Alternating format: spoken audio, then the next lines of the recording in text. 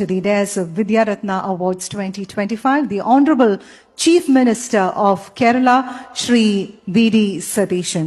സദസ്സിനെ അഭിസംബോധന ചെയ്യുന്നതിനായി ബഹുമാനപ്പെട്ട കേരള മുഖ്യമന്ത്രി ശ്രീ വി ഡി സതീശൻ അവർകളെ വേദിയിലേക്ക് സാദരം ക്ഷണിക്കുന്നു.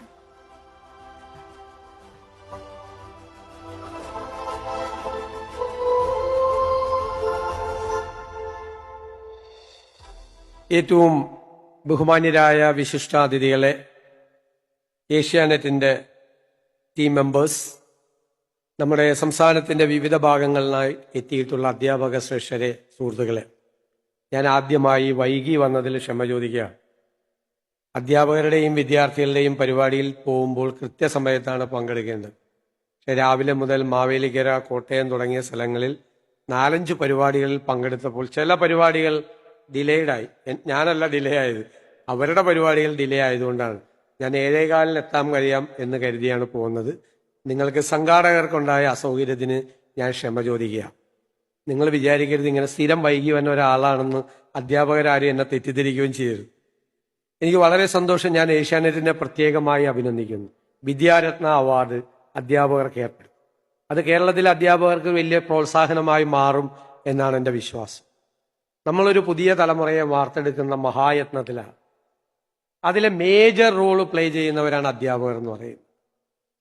ഞാനിപ്പോൾ ഇവിടെ ഇരുന്നപ്പോഴും എൻ്റെ മനസ്സിൽ ഓർക്കുന്നത് എൻ്റെ അധ്യാപകരെയാണ്. മനസ്സിൽ കൂപ്പുകൈകളോടുകൂടിയാണ് നമ്മൾ നമ്മുടെ അധ്യാപകരെ ഓർക്കുന്നത്. ഞാൻ കരുതുന്നത് മുഖ്യമന്ത്രിയൊന്നുമല്ല ഏറ്റവും നല്ല ജോലി, പത്രപ്രവർത്തകരുമല്ല. ഈ നാട്ടിലെ ഏറ്റവും നല്ല പ്രൊഫഷൻ ഏതാണ് എന്ന് ചോദിച്ചാൽ ഞാൻ പറയാം അത് അധ്യാപകരുടെ പ്രൊഫഷനാണ്. ഞാൻ നിങ്ങളെ വേറൊരു യോഗത്തിൽ പോയിട്ട് വേറെ മാറ്റി പറയുന്ന ആളല്ല, ഞാൻ എല്ലായിടത്തും പറയുന്ന ആളാണ്. കാരണം ഇത്രയധികം ബഹുമാനം കിട്ടുന്ന വേറൊരു ജോലിയില്ല. ഞങ്ങളുടെയൊക്കെ പ്രശ്നം എന്താണെന്നറിയാം, ഇത് ഇരിക്കുമ്പോഴുള്ള ബഹുമാനമുള്ളൂ. ആ കസേരയിൽ നിന്ന് മാറിക്കഴിഞ്ഞാൽ നേരത്തെ മുണ്ട് അഴിച്ചിട്ട് നിൽക്കുന്നവൻ മുണ്ട് മടക്കി കുത്തും നമ്മളെ കാണുമ്പോൾ. പോലീസുകാരെ കണ്ട ആളുകൾക്ക് പേടിയാണ്, തൊപ്പിയൊക്കെ വെച്ച് ഇങ്ങനെ ഭയങ്കര സ്റ്റൈലായിട്ട്. പക്ഷെ പോലീസിൽ നിന്ന് റിട്ടയർ ചെയ്ത് കഴിഞ്ഞാൽ ആ ബഹുമാനം പോകും. നമ്മൾ ജോലിയിൽ ഇരിക്കുമ്പോഴും ജോലി കഴിഞ്ഞാലും റിട്ടയർ ചെയ്ത് കഴിഞ്ഞാലും ഇത്രമാത്രം ബഹുമാനം കിട്ടുന്ന വേറൊരു പ്രൊഫഷനില്ല. നിങ്ങൾ റിട്ടയർ ചെയ്ത ടീച്ചേഴ്സിനോട് ചോദിച്ചു നോക്ക്. അവരൊരു ബസ്സിൽ കയറിയാൽ, ഒരു കല്യാണ വീട്ടിൽ പോയാൽ, ഒരു ഓട്ടോറിക്ഷയിൽ കയറിയാൽ ഓടി ആളുകൾ എന്ന് പറയും ടീച്ചർ എന്നെ പഠിപ്പിച്ചാണെന്ന് പറയും. അതിനേക്കാൾ വലിയ സന്തോഷം ഒരാൾക്കൊരു പ്രൊഫഷണൽ സാറ്റിസ്ഫാക്ഷൻ വേറെ ഒരാൾക്കും കിട്ടില്ല. വേറെ ഒരു പ്രൊഫഷനും ഇത്രയധികം ആദരവും ഇപ്പോ നമ്മൾ എത്ര പേരെ കണ്ടു ജീവിതത്തിൽ, എത്രയോ ആളുകളെ നമ്മൾ കണ്ടു മടങ്ങിയ ആളല്ല. പക്ഷേ 1ാം ക്ലാസ് മുതലുള്ള അധ്യാപകരെ നമുക്ക് ഓർമ്മയുണ്ട്. എനിക്ക് ഓർമ്മയുണ്ട്. എന്നെ പഠിപ്പിച്ച മുഴുവൻ അധ്യാപകർ. ഞാൻ 10 കൊല്ലം സ്കൂളിലും 12 കൊല്ലം കോളേജിലും പഠിച്ചതാണ്. ഞാൻ ഇന്നലെ എൻ്റെ കോളേജിൽ മുഖ്യമന്ത്രി ആയതിനു ശേഷം ആദ്യമായി പോയപ്പോൾ എനിക്ക് എല്ലാ അധ്യാപകരെയും അവിടുത്തെ എല്ലാവരും ഓർമ്മയുണ്ടായിരുന്നു. അവരെല്ലാം ഒരു തരത്തിൽ അല്ലെങ്കിൽ മറ്റൊരു തരത്തിൽ നമ്മളെ ഇൻഫ്ലുവൻസ് ചെയ്തവരാണ്, പലതരത്തിൽ. ഞാൻ ഇന്നലെ തമാശയായിട്ടല്ല, സീരിയസ് ആയിട്ട് പറഞ്ഞു. 2ാം ക്ലാസ്സിൽ പഠിപ്പിക്കുമ്പോഴാണ് ഒരു അധ്യാപിക പറഞ്ഞത് എല്ലാ ദിവസവും ഞായറാഴ്ച രാവിലെ നഖം വെട്ടണമെന്ന്. ഞാൻ എല്ലാ ഞായറാഴ്ചയും നഖം വെട്ടും. ആ നഖം വെട്ടുമ്പോൾ ആ ടീച്ചറെ പറ്റി ഓർക്കും. നഖം വെട്ടിയില്ലെങ്കിൽ തിങ്കളാഴ്ച ചിലപ്പോൾ തിരക്ക് കൊണ്ട് വല്ലതും പറ്റിയാൽ കൈക്ക് വിരലിന്റെ അറ്റത്ത് ഭയങ്കര ഇറിറ്റേഷനാണ്. ആ ടീച്ചറോട് എന്തോ തെറ്റ് ചെയ്ത പോലെയാണ്. സത്യം, എത്രയോ വർഷങ്ങൾ കഴിഞ്ഞിട്ടും. അങ്ങനെ നമ്മുടെ ഓരോ സ്വഭാവത്തിൽ, നമ്മുടെ ജീവിതത്തിനോടുള്ള സമീപനത്തിൽ എല്ലാം രൂപീകരിച്ചെടുക്കുന്നതിൽ അവർക്കുള്ള റോൾ എന്താണ്? ആ റോള് വളരെ പ്രധാനമാണ് ഇനിയുള്ള കാലത്ത്. ഇനി ഒരു പുതിയ ജനറേഷൻ വരികയാണ്. അധ്യാപകരുടെ ജോലി എന്ന് പറയുന്നത് വലിയ ചാലഞ്ചാണ്. കാരണം നോളജ് എക്സ്പ്ലോഷൻ നടക്കുന്ന കാലമാണ്. Knowledge explosion. പണ്ടൊക്കെ അറിവുണ്ടായിക്കൊണ്ടിരിക്കും, പക്ഷെ പതിയെ അറിവുണ്ടാവുള്ളൂ. കമ്പ്യൂട്ടർ വന്നപ്പോഴാണ് പെട്ടെന്നൊരു ചേഞ്ച് ഉണ്ടായത്. ഇപ്പൊ അതല്ല, ലോകത്തിലെ എല്ലാ സ്ഥലത്തും റിസർച്ച് നടന്നുകൊണ്ടിരിക്കുകയാണ്. ഓരോ മിനിറ്റിലും പുതിയ അറിവുകൾ ഉണ്ടായിക്കൊണ്ടിരിക്കുകയാണ്. ഞാൻ പറഞ്ഞു, കഴിഞ്ഞ ദിവസം സംസാരിച്ചപ്പോൾ എഞ്ചിനീയറിംഗ് കോളേജിൽ പഠിക്കുന്ന ഒരു കുട്ടി പഠിച്ച് പുറത്തിറങ്ങുമ്പോൾ സിലബസ് ഔട്ട്ഡേറ്റഡ് ആവുകയാണ്. ഇപ്പൊ നോളജ് അപ്ഡേറ്റ് ചെയ്യുക എന്നതാണ് ഏറ്റവും വലിയ ചലഞ്ച്. അപ്പൊ അധ്യാപകരുടെയും ചലഞ്ച് അതാണ്. മാത്രമല്ല, പണ്ട് നമുക്കൊരു ഇൻഫർമേഷൻ കിട്ടണമെങ്കിൽ നമ്മൾ എവിടെയൊക്കെ പോയിട്ടാണ് കിട്ടുന്നത്. ഇപ്പൊ information is on their finger tip. ക്ലാസ്സിൽ ഫോൺ കൊണ്ടുവരാത്ത നമ്മുടെ ഭാഗ്യം എന്ന് വിചാരിച്ചാൽ മതി. എന്റെ പെങ്ങൾ ടീച്ചറായിരുന്നു. ഓൺലൈൻ ക്ലാസ് എടുക്കുമ്പോൾ അവർക്ക് പേടിയായിരുന്നു, ഭയങ്കര പ്രിപ്പറേഷൻ. കാരണം എന്തെങ്കിലും ഒരു തെറ്റ് പറ്റിയാൽ കുട്ടികളപ്പോ മറ്റേ മൊബൈലിലിട്ട് ആൻസർ ചോദിച്ചു കഴിഞ്ഞാൽ ഗൂഗിളിലോ ഏതിലെങ്കിലും ഇട്ട് ആൻസർ ചോദിച്ചു കഴിഞ്ഞാൽ ആൻസർ പെട്ടെന്ന് കിട്ടും. പെട്ടെന്ന് ഉത്തരം കണ്ടെത്തും. അപ്പോൾ അവർ പറയും ടീച്ചർ പറഞ്ഞത് തെറ്റാണെന്ന് പറയും. എനിക്ക് പേടിയാണ് കുട്ടികളുള്ള സ്ഥലത്ത് പോയി സംസാരിക്കാൻ. നമ്മളിങ്ങനെ പ്രസംഗിക്കുന്ന ഇടയിൽ എന്തെങ്കിലും ഒരു ചെറിയ മിസ്റ്റേക്ക് വന്നാൽ പറയും, അവർ പറയും സാറേ ആ ഡേറ്റ് തെറ്റിയാ പറഞ്ഞ ഡേറ്റ് തെറ്റിയെന്ന് പറയും അല്ലേ. അത്ര അപ്ഡേറ്റഡ് ആയി information is on their finger tip.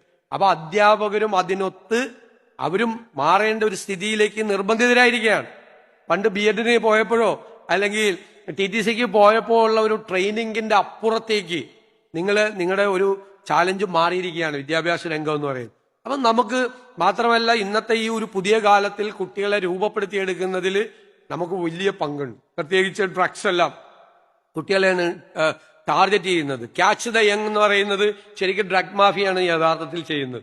Catch the young എന്ന് നമ്മൾ നല്ല അർത്ഥത്തിലും പോസിറ്റീവായിട്ടും ഉപയോഗിക്കുന്ന ഒരു വാക്കാണ്. പക്ഷെ ഡ്രഗ് മാഫിയയാണ് കുട്ടികളെയാണ് പിടിക്കുന്നത്, ടാർഗറ്റ് ചെയ്യുന്നത്. അപ്പൊ നമ്മൾ ആ കുട്ടികൾ ആ കെണിയിൽ വീഴാതിരിക്കാൻ വേണ്ടിയിട്ടും അവരെ വാച്ച് ചെയ്യാൻ അവർക്ക് വേണ്ട ഓരോ കാര്യങ്ങൾ ശ്രദ്ധിക്കേണ്ടത് നമ്മളാണ്. എൻ്റെ ഒരു വലിയ അഭിപ്രായം, കുട്ടികൾക്ക് ഉണ്ടാകുന്ന എല്ലാ കാര്യങ്ങളെയും അധ്യാപകരും രക്ഷകർത്താക്കളും തമ്മിൽ കമ്മ്യൂണിക്കേറ്റ് ചെയ്യണമെന്നാണ്. വീട്ടിൽ ചിലപ്പോൾ കുട്ടികൾ ചില നല്ല സ്വഭാവങ്ങൾ കാണിക്കും, അത് അധ്യാപകര് സ്കൂളിലാണെങ്കിൽ അത് പേരൻസിനോടും, സ്കൂളിലാണെങ്കിൽ വീട്ടിലാണെങ്കിൽ പേരൻസ് ടീച്ചേഴ്സിനോടും കമ്മ്യൂണിക്കേറ്റ് ചെയ്യണം. ഞാൻ പണ്ട് MGS നാരായണൻ എഴുതിയൊരു ആർട്ടിക്കിൾ ഞാൻ പണ്ട് വായിച്ചു.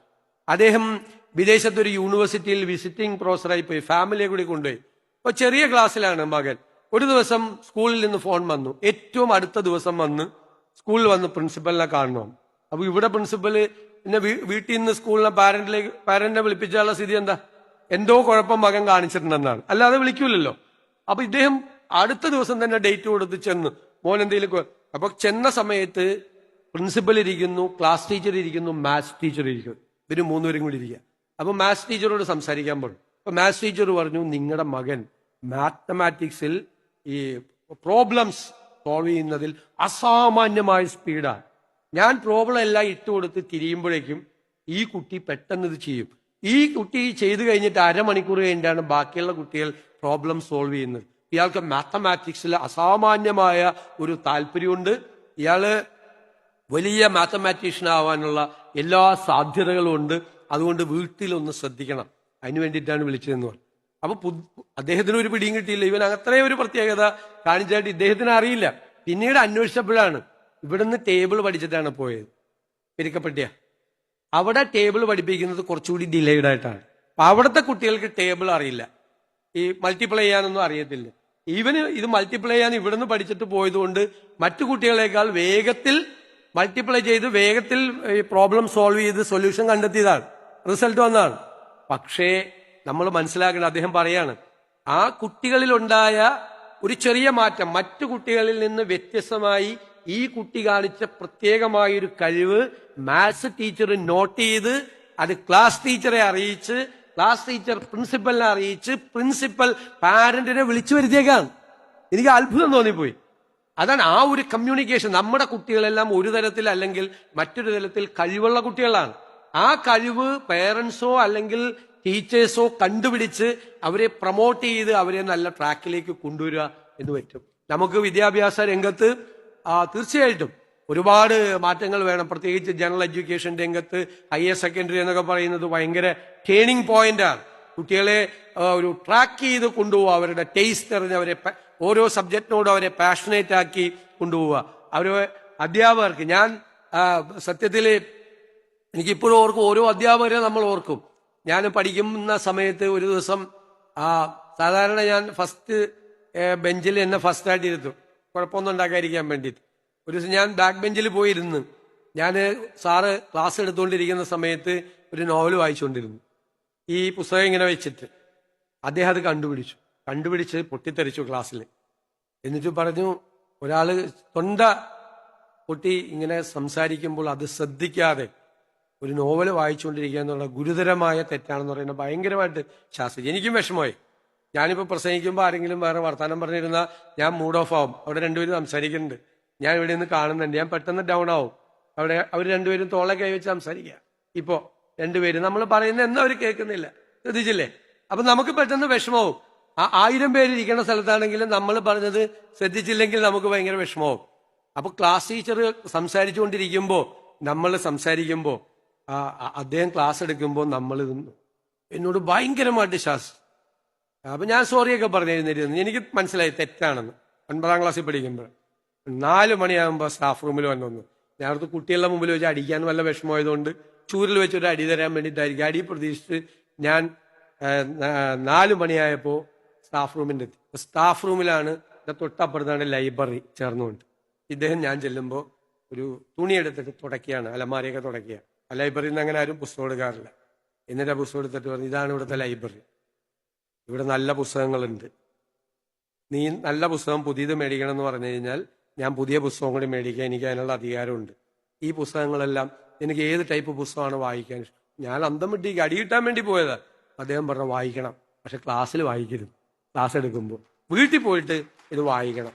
എന്നിലേക്ക് എത്ര പുസ്തകം വേണമെങ്കിലും ഇവിടെ എടുത്തുകൊണ്ട് പോയിക്കോ, നീ ഇവിടെ എഴുതി വെച്ചിട്ട് പോയാൽ മതി, തിരിച്ചു കൊണ്ടുവന്നാൽ മതി വായിച്ചതിൻ്റെ.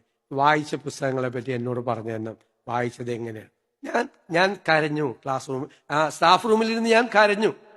ഞാൻ ഇപ്പോഴും ഓർക്കുകയാണ്, ആ അധ്യാപകൻ എന്നെ എസ്ഐ കോമ്പറ്റീഷന്, എലക്യൂഷൻ കോമ്പറ്റീഷനൊക്കെ കയ്യിൽ നിന്ന് പോക്കറ്റിൽ നിന്ന് പൈസ എടുത്ത് എന്നെ ബസ്സിൽ കയറ്റി എറണാകുളത്ത് നടക്കുന്ന മത്സരം, ജില്ലാ യുവജനോത്സവം, സംസ്ഥാന യുവജനോത്സവത്തിലൊക്കെ പ്രസംഗ മത്സരത്തിനും ഈ മത്സരത്തിന് എന്നെ കൊണ്ടുപോകായിരുന്നു. എൻ്റെ മനസ്സിൽ എൻ്റെ ഹൃദയത്തിലുണ്ട് ആ മനുഷ്യൻ.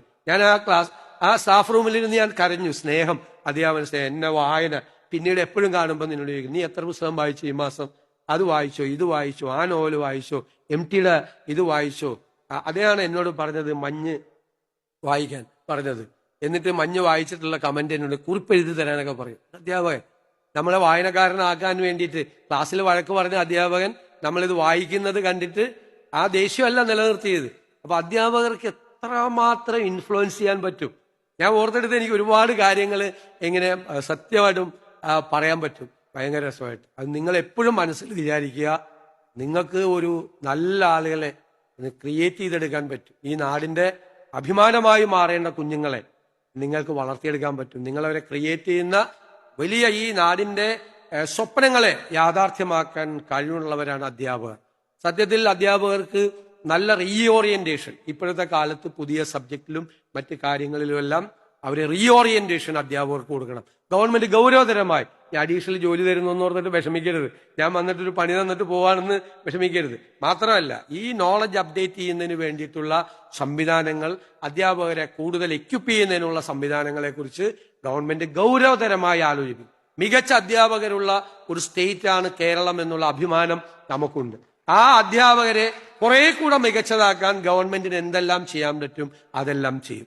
ഏഷ്യാനെറ്റ് ഇന്ന് നടത്തുന്നത് അതുപോലെ നിങ്ങളെ പ്രോത്സാഹിപ്പിക്കാൻ, നിങ്ങൾ ചെയ്യുന്ന പ്രവൃത്തിയെ അവർ അംഗീകരിക്കുകയാണ് ചെയ്യുന്നത്. അതാണ് ഞാൻ ഏഷ്യാനെറ്റിനെ പ്രത്യേകമായി ഒരിക്കൽ കൂടി അക്കാര്യത്തിൽ അഭിനന്ദിച്ചുകൊണ്ട് ഈ മനോഹരമായ സായാഹ്നത്തിൽ കേരളത്തിലെ മികച്ച അധ്യാപകരോടൊപ്പം പങ്കുചേരാൻ കഴിഞ്ഞതിലുള്ള സന്തോഷം കൂടി പങ്കുവച്ചുകൊണ്ട് ഞാൻ എൻ്റെ വാക്കുകൾ ചുരുക്കുന്നു. നമസ്കാരം.